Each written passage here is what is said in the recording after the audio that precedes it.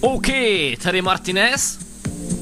A dnes udělá freestyle. OK, něco pro tebe.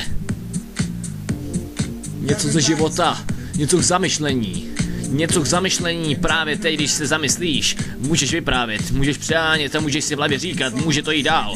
Ale tohle není hlavní cíl, co tě může poposunout ještě výš, než třeba jsi, než budeš a stále seš. V životě jsem se častokrát zamýšlel, častokrát jsem přemýšlel a pak jsem to třeba ani nedomyslel, ale tohle není ta věc, která právě tady teď a teraz je.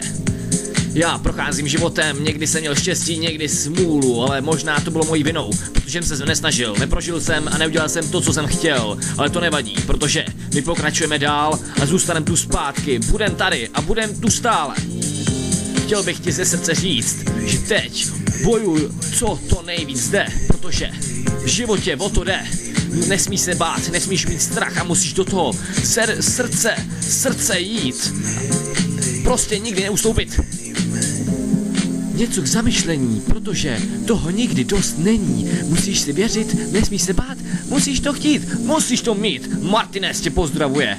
Pozdravuje tě celý můj domov, celá stará role, protože jsme tu pro tebe.